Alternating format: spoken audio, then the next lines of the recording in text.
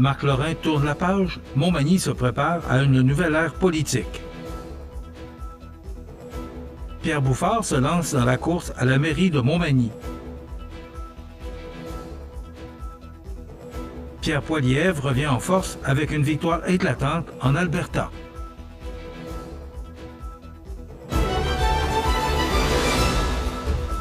Jeudi 21 août 2025. Bonjour mesdames et messieurs et bienvenue à votre bulletin régional sur le réseau de télévision CMA TV. Après 8 années d'engagement en politique municipale, dont 4 à titre de maire, Marc Lorrain a annoncé mercredi matin, par voie de communiqué, qu'il ne sollicitera pas de nouveau mandat à la tête de la ville de Montmagny. Se disant fort d'un appui populaire constant et d'un bilan marqué par plusieurs relations structurantes, il souhaite désormais voir émerger une relève visionnaire, dynamique et apte à répondre aux défis socio-économiques actuels. C'est avec enthousiasme et passion que j'ai rempli ma charge publique de maire. Ce fut un privilège d'être au service de la population magnomontoise et de contribuer à son bien-être, a déclaré Marc Lorrain, en soulignant l'importance de développer la ville tout en respectant son identité et son histoire. Son retrait de la vie politique ouvre la voie à de nouvelles candidatures pour le prochain conseil municipal. Le maire souhaite voir des personnes indépendantes, animées d'une vision claire, capables de proposer des projets économiques et sociaux durables, afin d'assurer la vitalité de Montmagny. Marc Lorrain, épaulé par le conseil municipal, affirme avoir supervisé de nombreux projets, dont plusieurs se poursuivront au cours des prochaines années.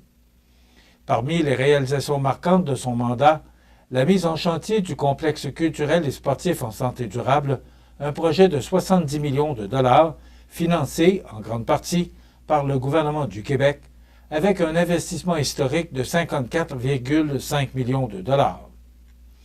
Sur le plan économique, M. Lorrain souligne, avec fierté, que la Ville a su maintenir une gestion rigoureuse des finances publiques, gardant la hausse de taxes sous l'inflation, avec une augmentation moyenne de 2,38 % en 2025. L'exercice financier 2024 s'est soldé par un surplus exceptionnel de plus de 2,1 millions de dollars. Par ailleurs, toujours selon le maire sortant, l'essor immobilier s'est confirmé avec de nouveaux quartiers résidentiels et l'implantation de plusieurs entreprises dans le parc industriel, contribuant à accroître la richesse foncière et à créer des emplois. Le mandat de M. Lorrain aura également été marqué par d'importantes infrastructures municipales, telles que la construction d'une nouvelle caserne incendie, la réfection de la 3e avenue et l'achèvement de la piste piétonne et cyclable du boulevard Taché. En partenariat avec la MRC et l'Alliance Énergie-Est, Montmagny a aussi participé à l'annonce de grands projets éoliens aux retombées durables. Sur le plan communautaire, le maire sortant a misé sur le développement durable, la revitalisation des espaces publics et une meilleure participation citoyenne, notamment par la mise en place d'un budget participatif. Alors que se profile la campagne électorale municipale, Montmagny s'apprête à tourner une page importante de son histoire. Marc Lorrain quitte ses fonctions avec confiance, convaincu que la prochaine équipe poursuivra la lancée et assurera un développement harmonieux et durable pour la communauté.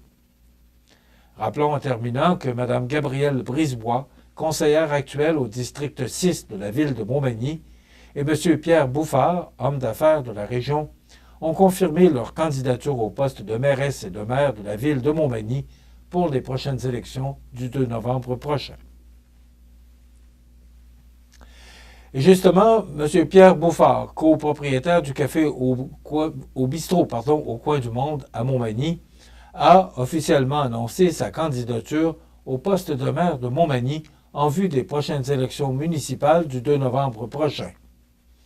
C'est par l'entremise de sa page Facebook, mardi, en fin d'avant-midi, que M. Bouffard a confirmé sa décision.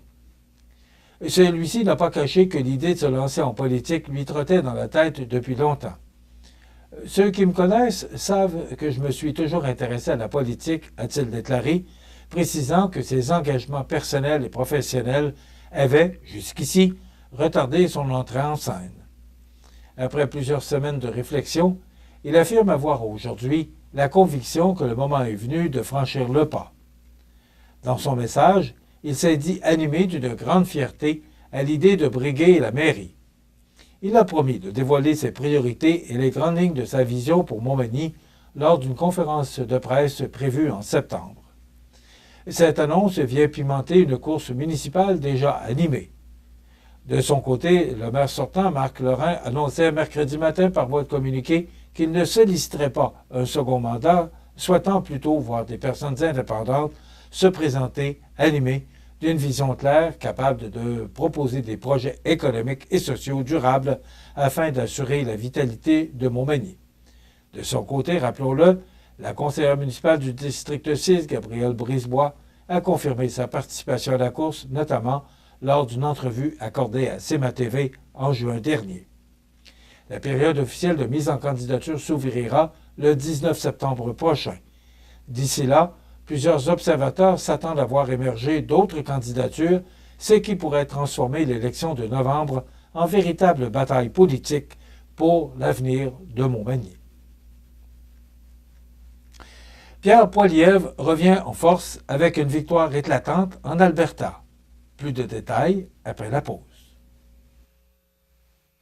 Le restaurant Pizzeria Porto Bellissimo, un incontournable à Saint-Jean-Port-Joli. Pizza débordante de garnitures, menus variés et abordables. Délicieux desserts avec des produits de grande qualité des gâteries de l'Ami. Porto Bellissimo et les gâteries de l'Ami, route de l'église à Saint-Jean-Port-Joli.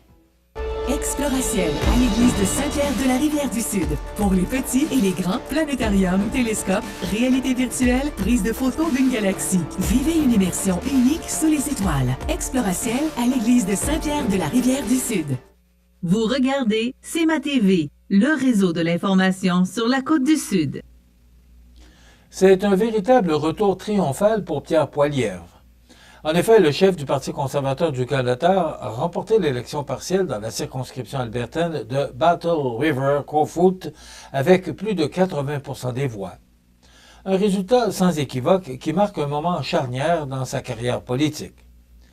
Le député de Côte-du-Sud, Rivière-du-Loup, Katascomique-Témiscouata, Bernard Généreux, n'a pas tardé à réagir. Pour lui, ce mandataire confirme la confiance des Canadiens envers leur chef et redonne au caucus conservateur l'élan nécessaire pour affronter le gouvernement libéral à Ottawa. Cette victoire survient dans un contexte pour le moins particulier. Jamais une élection fédérale n'avait attiré autant de candidatures puisqu'un nombre record de 213 personnes étaient inscrites, une initiative orchestrée par le Longest Ballot Committee. Élections au Canada a même dû recourir à des bulletins manuscrits et mobiliser davantage de personnel pour assurer le dépouillement. Pour Pierre Poilievre, cette victoire est aussi une rédemption politique. Après avoir perdu son siège historique dans la circonscription de Carleton lors du scrutin d'avril dernier, il retrouve maintenant toute sa légitimité comme chef de l'opposition officielle. Dans son discours de victoire, le ton était clair.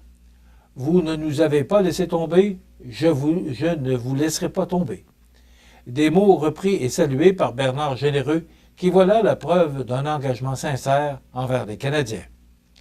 M. Généreux a aussi profité de l'occasion pour critiquer la gestion libérale des dernières années.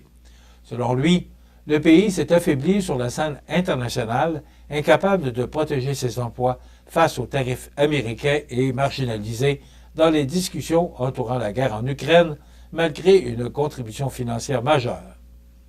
Avec ce retour à la Chambre des communes, les conservateurs promettent d'être une opposition ferme et déterminée. Vivement le retour en Chambre, a conclu Bernard Généreux, affirmant vouloir travailler main dans la main avec son chef pour porter la voix des citoyens et demander des comptes au gouvernement.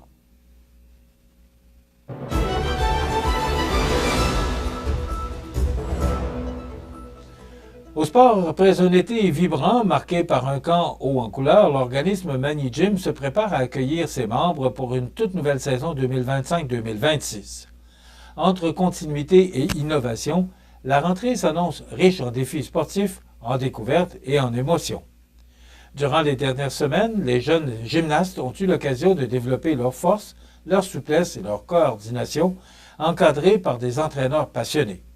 Mais, au-delà de la performance physique, c'est aussi la confiance en soi, l'esprit d'équipe et le plaisir de bouger qui ont été au cœur des activités. Mani Gym se veut un véritable lieu d'épanouissement et de dépassement personnel. Les inscriptions sont désormais ouvertes pour les différents volets. Compétitifs et pré-compétitifs, les inscriptions débutent le 19 août et les cours reprendront dès le 2 septembre. Récréatifs, les inscriptions s'ouvrent le 28 août, suivies des nouvelles inscriptions le 2 septembre. Les cours débuteront le 14 septembre. Parcours. Pour les jeunes et moins jeunes, les cours s'échelonneront selon les âges du 16 au 19 septembre. Gym adulte, début des cours le 15 septembre. Afin de favoriser la découverte des plus jeunes, Mani Gym organise une journée porte ouverte spéciale Petite Enfance le samedi 30 août de 9h à 11h au sous-sol de l'église Saint-Thomas.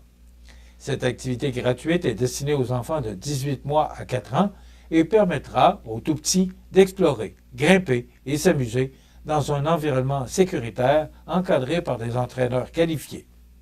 Chaque discipline, qu'il s'agisse de la gymnastique ou du parcours, met de l'avant des valeurs fortes dont la discipline, la persévérance et la rigueur. Des qualités qui, selon l'organisme, accompagnent les jeunes bien au-delà des tapis et favorisent leur développement personnel. Avec cette nouvelle programmation, Mani Gym confirme son rôle de pilier sportif et communautaire, un lieu où chaque participant trouve sa place, que ce soit pour apprendre un premier saut, perfectionner une routine ou, simplement, partager le plaisir de bouger. En terminant, en raison d'une problématique hors de contrôle, le match initialement prévu ce jeudi 21 août, opposant l'Everest de la Côte-du-Sud et le Titan de Princeville, est reporté à la semaine prochaine. La rencontre contre les Titans de Princeville sera donc présentée le mardi 26 août, toujours à 19h30. C'est donc dire que vous aurez la chance de voir les joueurs de l'Everest 2 soirs d'affilée à l'Aréna de Montmagny, parce qu'ils affronteront le Condor du Cégep Beauce-Appalaches le mercredi 27 août, aussi à 19h30, à l'Aréna de Montmagny. Voilà ce qui complète votre bulletin d'actualité de ce jeudi 21 août. Dans un moment, les prévisions de la météo. Et le menu de cette émission du jeudi 21 août, d'abord, on vous présente en reprise une entrevue avec Éric Trépanier, atteint d'un cancer du poumon. Et on aura également Marc Fournier de Gladius en 2 parties, la deuxième partie, avec Marc Fournier pour nous présenter les jeux éducatifs là, pour la rentrée des classes. Et les trouvailles d'Audrey, on se retrouve chez Tardy Électronique. Bien sûr, il y aura les avis de décès et l'actualité. Donc, c'est le menu pour cette émission du jeudi. Je vous souhaite donc une excellente émission à notre antenne.